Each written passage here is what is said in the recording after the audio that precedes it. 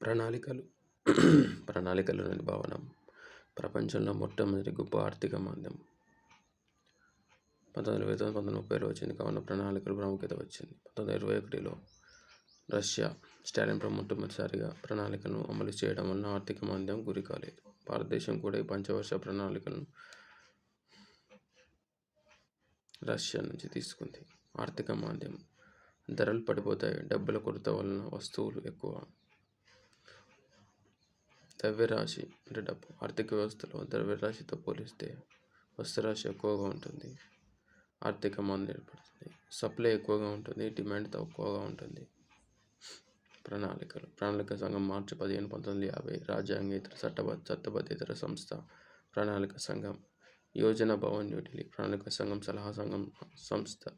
ఆర్థిక సూత్రాలు ఆర్టికల్ 39. ప్రణాళికను ఏ దేశం తీసుకున్నారు? రష్యా. భారత ప్రణాళిక పిత మోక్షగుణ విశ్వేశ్వరయ్య. భారత ప్రణాళికాబద్ధ వ్యవస్థ planned economy for India Mokshagundam Visvesvaraya. ప్రణాళిక సంఘం అధ్యక్షుడు ప్రధానమంత్రి, ఎక్స్ అఫీషియో, డిప్యూటీ చైర్మన్, వాస్తవ కార్యనిర్వాహక, ముగ్గురు సభ్యులు, ఒక CEOIS అధికారి. మొట్టమొదటి చైర్మన్ జవహర్లాల్ నెహ్రూ, మొదటి డిప్యూటీ చైర్మన్ గుల్జార్ నందా, చివరి చైర్మన్ నరేంద్ర మోడీ, చివరి డిప్యూటీ చైర్మన్ మోంటెక్ సింగ్ అహ్లూవాలియా. 8వ పంచవర్ష ప్రణాళిక మొదటి తెలుగు వ్యక్తి డిప్యూటీ చైర్మన్ PV నరసింహారావు 1992-1997. ప్రణాళిక సంఘం ప్రచురించే పత్రిక యోజన. గాంధీ రూపొందించిన ప్రణాళిక SN అగర్వాల్. గాంధీ ప్రణాళికను రూపొందించింది ఎవరు? SN అగర్వాల్. 1944 శ్రీమన్నారాయణ అగర్వాల్.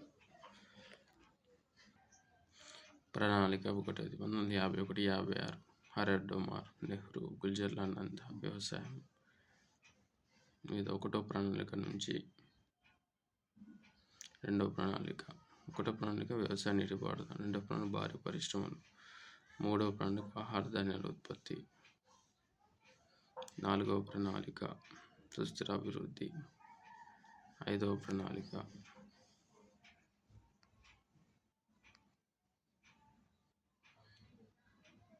మూడవ ప్రణాళిక తర్వాత గ్యాప్ వచ్చింది. 1966-69 పిగ్మీ ప్రణాళికలు.